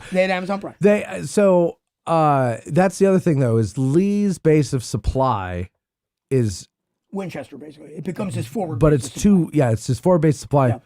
Now, are there supplies coming up from Richmond to there, or is that all what he's sending down? It's probably from what here? he's sending down. I mean, he may have had some that he captured at Winchester and Martinsburg. Okay. But his army is primarily living off what they're foraging as they move up here. But Meade's army is not terribly far from Washington and from anything that they need. And they've got a railroad that's ends 20 miles away. Yeah. Which is close enough. Yeah. That you can put it in wagons and get it the last leg here. Yeah. Lee definitely is rolling the dice on this whole campaign. Sure. But he had to. That's your point. That's why he has to be aggressive, because he knows, I can't stay up here indefinitely. Right.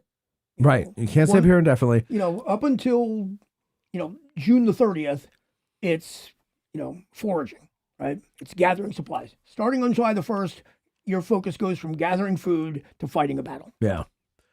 Here's a little bit about the marching ration. 1 pound of hard bread, 3/4 of a pound of salt pork, or 1 1/4 pounds of fresh meat, sugar, coffee, and salt. The beans, rice, soap, candles, etc. were not issued to the soldier when on the march, as he could not carry them. But singularly enough, as it seems to me, unless the troops went into camp before the end of the month where a regular depot of supplies might be established, from which the other parts of the rations could be issued, they were forfeited and reverted to the government, an injustice to the rank and file who, through no fault of their own, were thus cut off from a part of their allowance at the time when they were giving most liberally of their strength and perhaps of their very heart's blood. Isn't that nice? Mm-hmm. Oh, you didn't take it before you left, so we're going to send it back to Washington. You missed Shrimp and Lobster Day, boy. Yeah. Guess you shouldn't have been in Gettysburg. Poor you. Yep. All right, so let's do this. We'll take a break. The phone number is 717-420-1978 if you want to call in, but we've also got questions from our patrons over there at patreon.com/addressing Gettysburg. We'll be right back after these words. You can lead a horse to Rome, but you can't make him drink it. Call in and ask a Gettysburg guide. 717-420-1978. See you in a sec. Well, I am a modern hero. My name's Paddy Carney. Not long ago, I landed from the box of sweet Killarney for the fight for Uncle Sam. He'll lead us on to glory. Oh, he'll lead us on to glory. Oh, to save the stripes and stars. At Digital History History Pioneers Foundation, we are about grassroots history on digital platforms. That means we are about podcasters, documentarians, YouTubers, and even TikTokers. All of these creators are out there trying to share their love of history with the public. They don't need ideas, they need funding, both from viewers and corporate donors. DH Pioneers' initial funding focus is on the Civil War era, with a special emphasis on the Addressing Gettysburg podcast. So be a vital part of the unique content Addressing Gettysburg has in store by donating at dhpioneers.com and help bring your love of history to the people. Digital History Pioneers is an IRS Section 501c3 approved charitable corporation that makes any donation tax deductible to the fullest extent of the law. The Gettysburg Museum of History, located right here in the center of Gettysburg, PA. Owner and curator Eric Dorr grew up here and has spent his life collecting and preserving history through artifacts ranging from the Civil War, the Battle of Gettysburg, World War II, presidential items, pop culture, and more. His museum is free and open to visitors Wednesday through Sunday, 11 to 5 p.m., where you can stop by and immerse yourself in some of the most amazing artifacts that you would never believe exist in the middle of Gettysburg. If you're a fan of Band of Brothers and Everything Easy Company, you'll love his exhibit featuring the Dick Winters collection and artifacts from D-Day. You can even own your own piece of history by buying one of the many relics they have for sale in the museum and on the website gettysburgmuseumofhistory.com. The Gettysburg Museum of History is a non-profit 501c3 organization with a foundation that allows all purchases and donations to keep the museum operating and open free of charge. They have been featured on the History Channel, the Travel Channel, the Smithsonian Channel, and the Science Channel. Now you can check them out on American Artifact, the series on the YouTube channel, The History Underground. So that's the Gettysburg Museum of History at 219 Baltimore Street or the gettysburgmuseumofhistory.com. If you like this podcast and what we're doing here, please like, share, and subscribe. Thank you very much.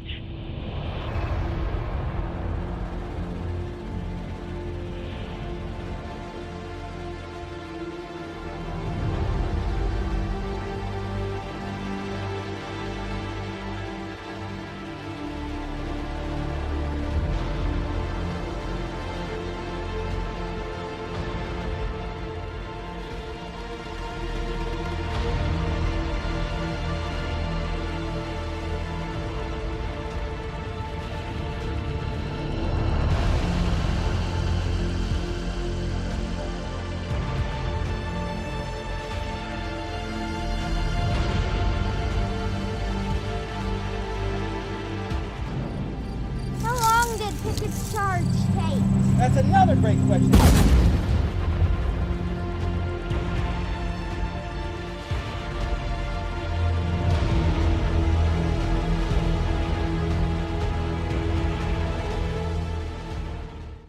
Who can forget the sounds of the 60s? The 1860s. I can't, and you can't either. Now, there's Marching Through Georgia, the exciting new album by Billy Webster. All of your favorite hits of the 1860s in one place. Such hits as Gary Owens,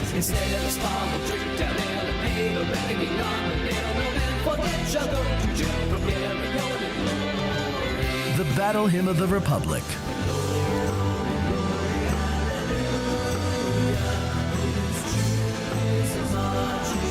All Quiet Along the Potomac Tonight,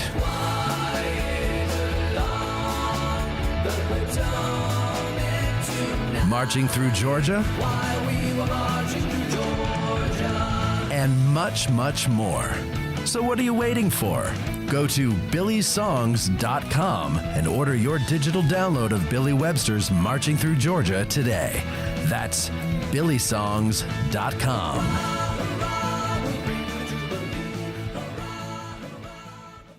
Seminary Ridge Museum and Education Center, Gettysburg's premier museum, is housed in the historic Lutheran Seminary building constructed in 1832, a witness to the first day of battle. The museum's 3 floors of exhibits connect visitors to the dilemmas that led to the Civil War, provide a powerful and personal view of the battle's first day, and explore one of the battlefield's largest hospitals. No visit to Seminary Ridge Museum and Education Center is complete without a guided tour of the building's famous cupola, where on the eve of battle, officers and civilians saw thousands of Confederate soldiers' campfires burning to the west, and Brigadier General John Buford watched for vital federal reinforcements as fighting erupted on the morning of July 1st. Today, you can stand where Buford stood and discover how this view helped chart the course of the Battle of Gettysburg. Your trip to Gettysburg is not complete without a serious visit to Seminary Ridge Museum and Education Center, Gettysburg's premier museum. Purchase tickets online at seminaryridgemuseum.org or call 717-339-1300. To get tickets or a cupola tour, listeners may call or walk in and mention addressing Gettysburg, or by ordering online using the promo code AG1863 for 20% off. Seminary Ridge Museum and Education Center. It began here. There's a devil to pay.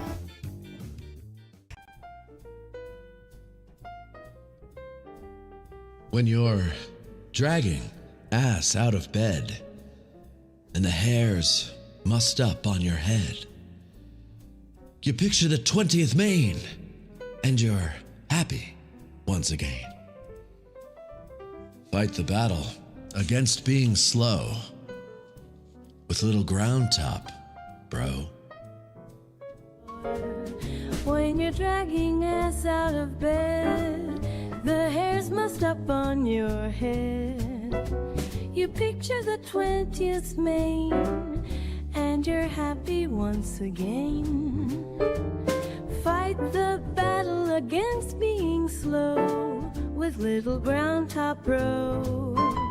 Addressing Gettysburg's Little Ground Top by Bantam Roasters is available at 82 Steinware Avenue in Gettysburg or at addressinggettysburg.com/cafe. You're listening to Addressing Gettysburg.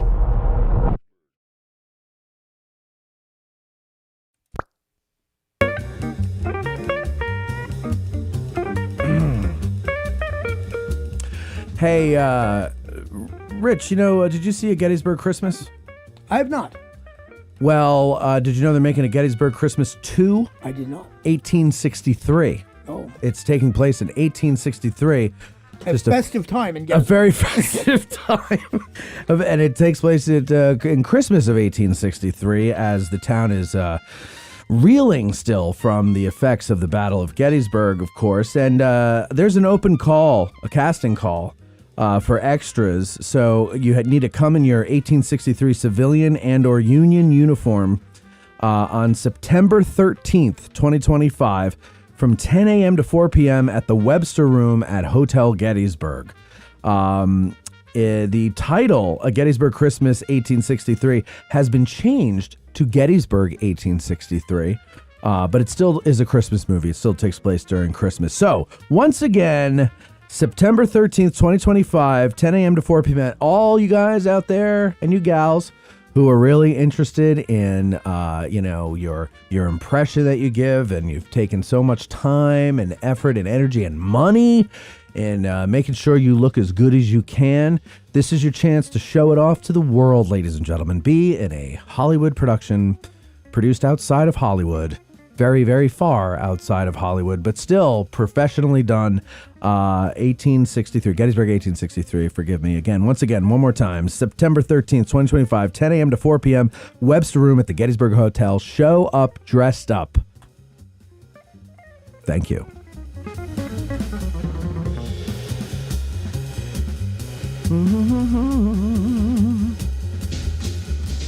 Super chats of $10 or more rise above the din in the comments section.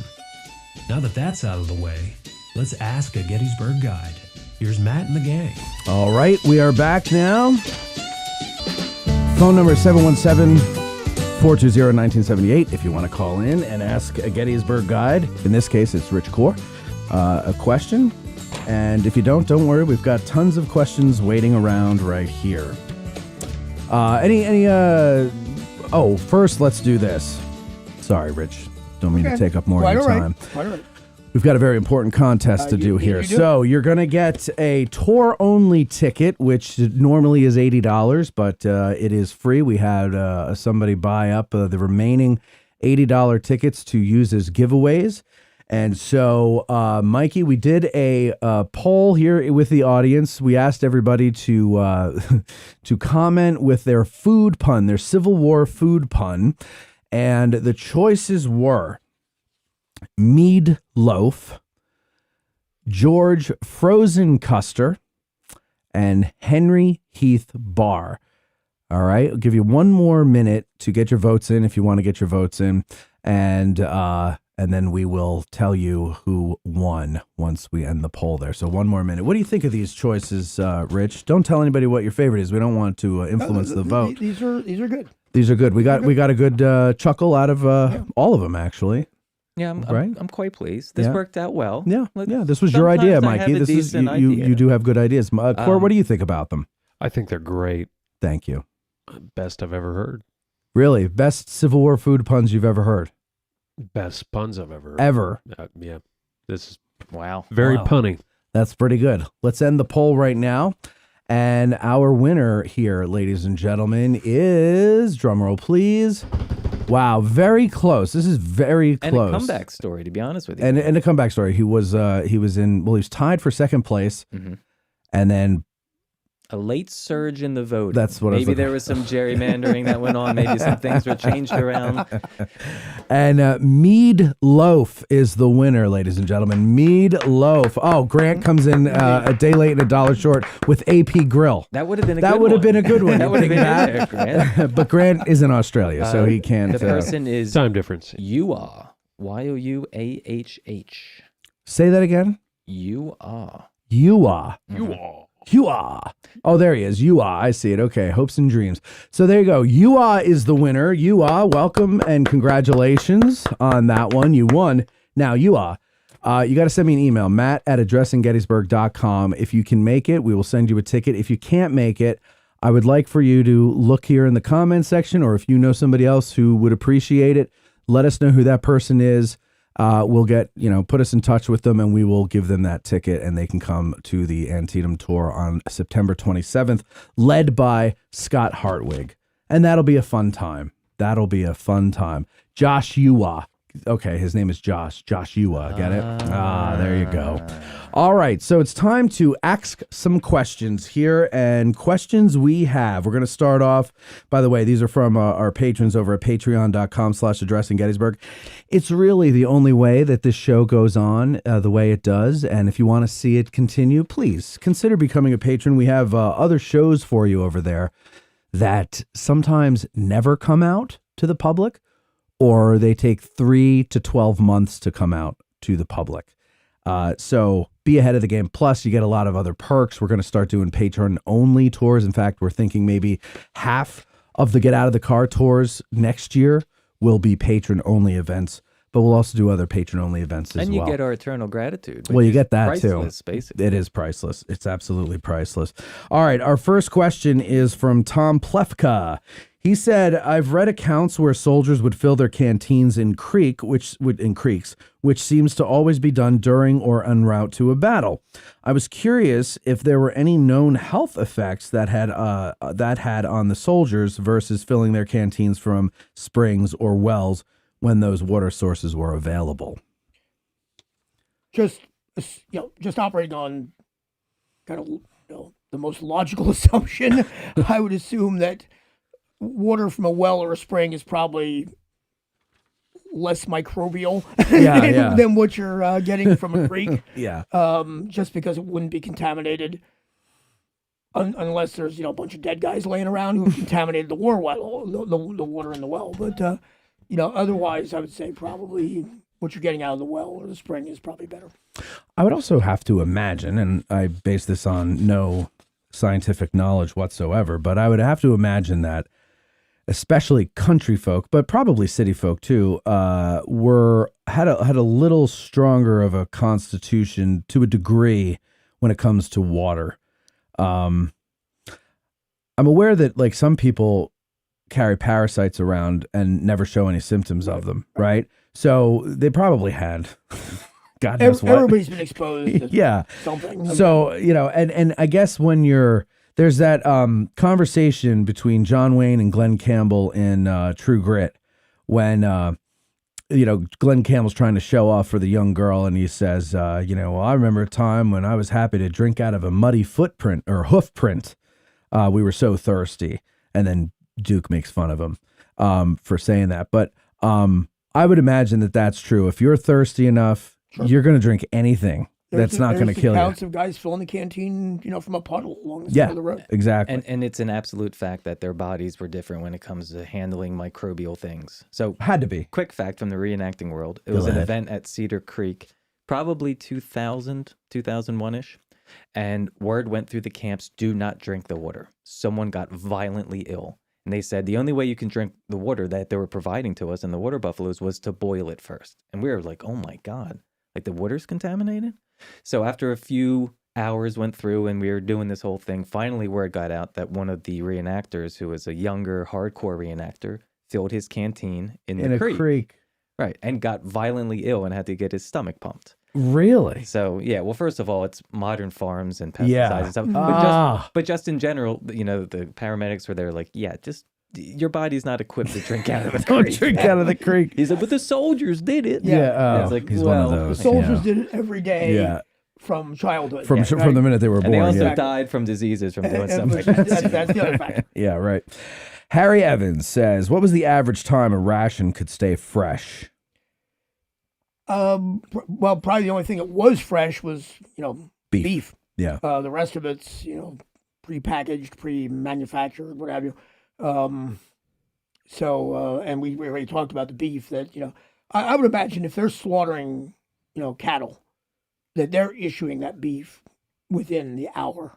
Yeah. Because, you don't want it to wait too much longer because, as we've seen, the longer you leave it, and the more moisture you lose, and you have, it starts to assume ambient temperature. That's. I'd say you've got about an hour window. I don't know where I read it, but if I'm not mistaken, Civil War hardtack was still sneaking through supply lines through the Spanish-American War. Yeah, well, I know they were issuing it during the Indian Wars. And the period when the U.S. intervention in Mexico and the border down there before World War One, there were really there were little little squares of Civil War hardtack. It isn't a matter of it going bad; it's a matter of it getting weevils, or things or like that. Developing maggots. Yeah, that seems to be the issue. Yeah. Never went bad. Jack Pershing's favorite little snack down there was a little old 1861. No wonder nobody had teeth back then. They were all eating hardtack. Were troops getting food mailed to them in the fields? We talked a little bit about that. This is all still Harry, by the way. What was the ration soldiers valued the most and traded like modern soldiers trade chili mac and cheese, chili mac and jalapeno cheese spread? No contest. Coffee. Absolutely.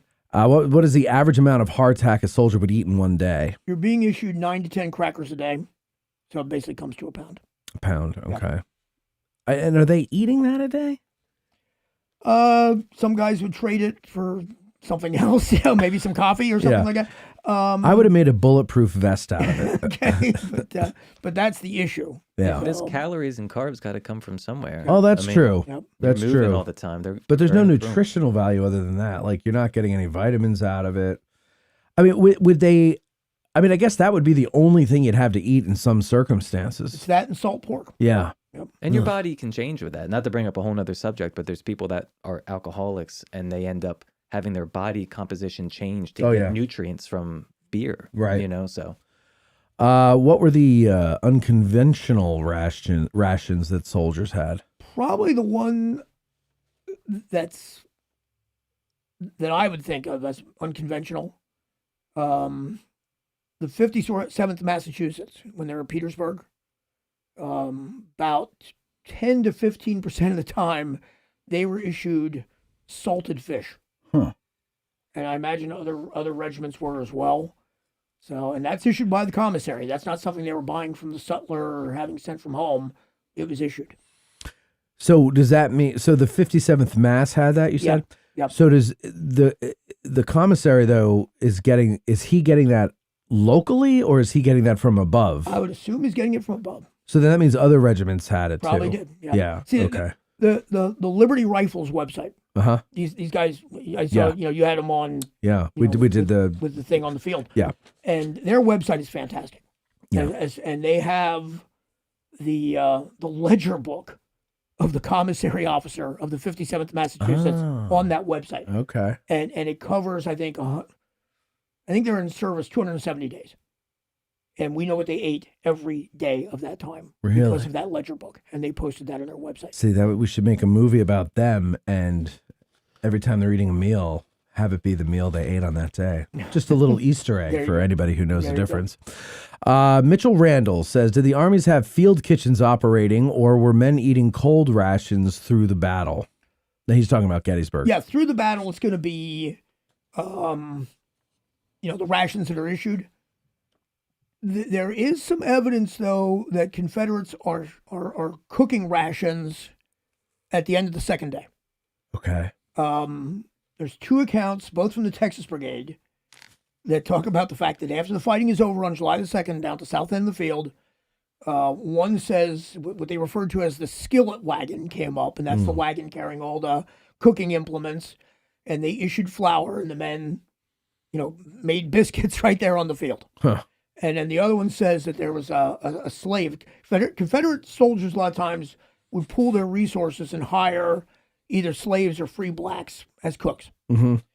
And there's a slave that they called Uncle John who comes out onto the field with what they described as a kettle full of roasting ears of corn. This is the 4th Texas. And a sack full of ironclad biscuits and distributes them to the men. So that's probably the closest thing to a field kitchen, okay, is something like that. How about, you mentioned before that Union and Confederate soldiers are probably snatching chickens right and left. You got to cook those. So they're cooking those over little campfires. Exactly. Yeah, but nothing that you would call a kitchen, even a camp kitchen. It would just be. You're not getting they're not baking loaves of bread, right? Or bringing the battle, right? They're not bringing a portable iron stove out or anything like that. Now, someplace like Petersburg, that's a different matter, because they could be baking the bread at City Point, yeah, then ship it by railroad, to the front line, sure. and it'll be there in a couple of hours. Yeah, Gettysburg's a different story. Gettysburg's a different story. Were there any specific incidents where food shortages influenced tactical decisions during the 3 days? I wouldn't say it's food shortages as much as Lee realizes once a fight starts that he's got to suspend foraging operations and focus on the battle. Lee's men, while they're foraging and everything, they're sending a lot back, but they have to be keeping and eating stuff, right? They're probably, refilling their haversacks. So they're probably better fed and maybe even better shod than many Union soldiers at the Battle of Gettysburg. Yeah, you read letters and diaries of Confederate soldiers, and they talk about how much more they have to eat in 1863 versus, 1862, for example. Is there any evidence that exists of malnutrition related to illness during or immediately after the battle? Not that I'm aware of, but, the basic problem is nobody's pinpointing what's causing illness so many times during the Civil War. But they knew, though, and they've known this for a while, I believe, at that point, because I think the Navy knew it. So I don't know where the knowledge came from, but sauerkraut, limes, lemons to stave off scurvy. Anything with vitamin C. Yeah. As a matter of fact, when the Confederates are up here in Pennsylvania, when Early's in Chambersburg requisitioning supplies, among the supplies he requisitions are 25 barrels of sauerkraut. Really? Yeah. Okay, that's cool. Yeah. Okay, Van Cornish III. This is an interesting question. As a fitness instructor and a Civil War buff, I've always been fascinated by the physical hardships of the battle and how soldiers fueled themselves for the fight. The combination of marching, gear, and hot July weather had to be incredibly taxing on the body. Then adding the stress of battle on top of that, and it's amazing that soldiers were able to do what they did.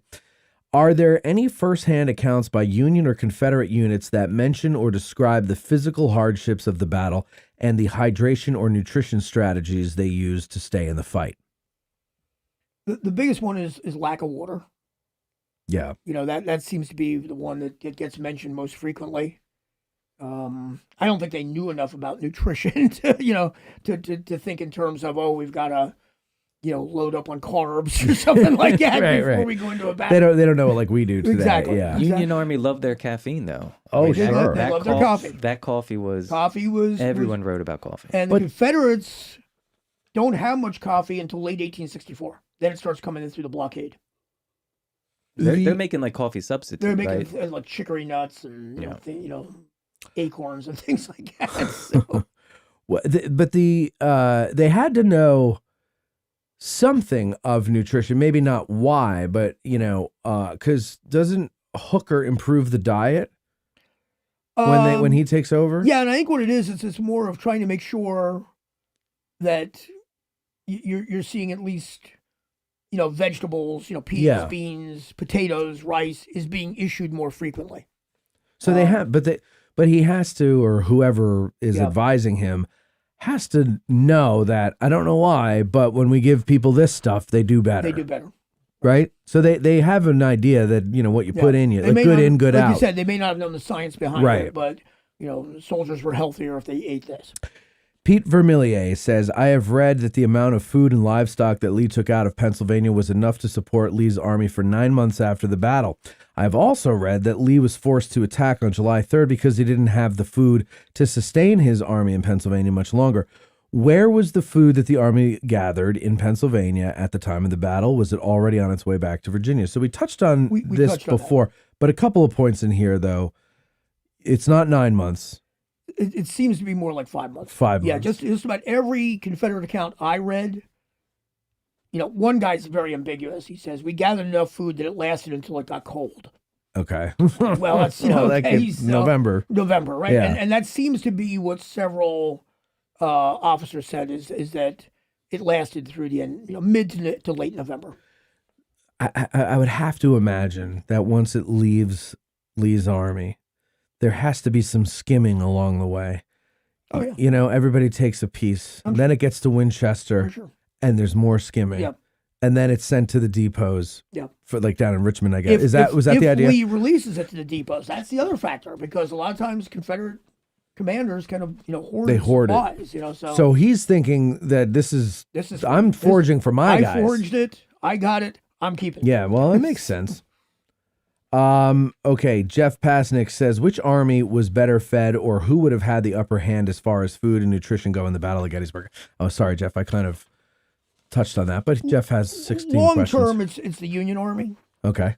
Maybe short term, the Confederates did better in the weeks immediately prior to the battle, just because they're up here in Pennsylvania and have acquired enough food. Okay. He also says, who was fed better during the battle, the troops or General Schimmelpfennig? Well, we don't know what Mrs. Garlack had in that bucket that she took out to him, but I'd say probably the troops. Probably the troops. Did the view of foraging for food change as the war progressed, as the ability for the armies to feed the troops became more difficult? It seems to be more systematic than even up here in Pennsylvania, when Lee's army's in Pennsylvania, when they're foraging, they've got officers on the scene because they want to keep track of what they're foraging, what they're collecting. Sure. Now, again, that doesn't count the guy stealing from the hen house, behind the farmhouse, right? But, they're requisitioning supplies. They're frequently paying for the supplies in Confederate money.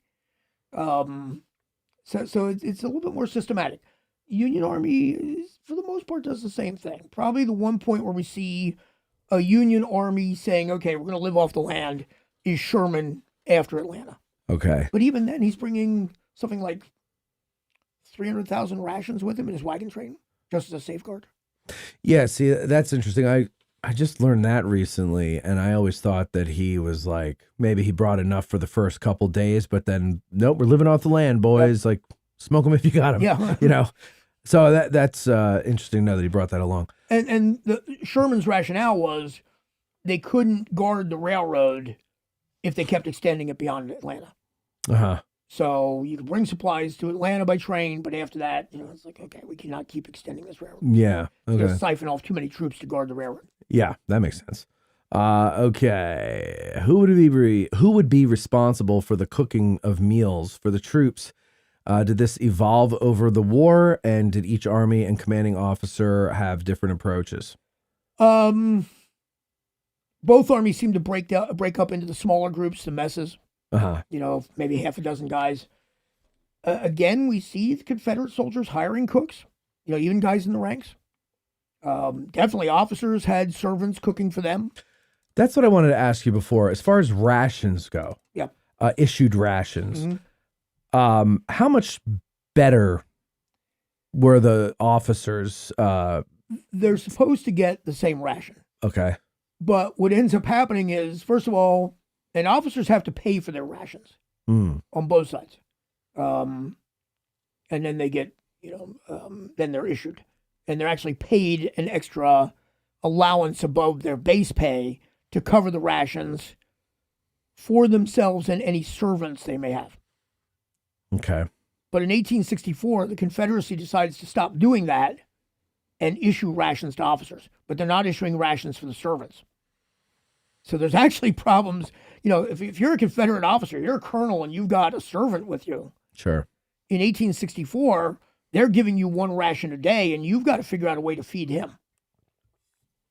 Okay. Yeah. So that actually becomes a bit of a problem for the Confederates. And when flour costs $1,000 Right, a barrel, exactly. you're not buying him meals. Now, if you're Robert E. Lee, you're not going to have any problems because you're getting parcels of food all the time. Because he's Robert E. Lee. Yeah, exactly. There's stuff being sent to him in his headquarters continuously. Did the ability to feed prisoners impact the desire to parole or exchange them instead of holding them indefinitely in camps? The commissary had to deal with that. Obviously, when prisoner exchanges start to break down, we're going to have problems, especially in the South, with overcrowded prisons and malnourishment and that sort of thing, like places like Andersonville. It's not a priority in the North, I don't think, to feed prisoners. But they're trying to do a better job, I would say, than Southern prisons. And finally, the malnutrition of troops led to several health issues. Did the Army's quartermasters and medical doctors ever work together to promote better rations to prevent or combat diseases? I don't think we see that during the war. But after the war, there's going to be discussion about, what rations were healthier. That's part of this Feeding an Army booklet I have.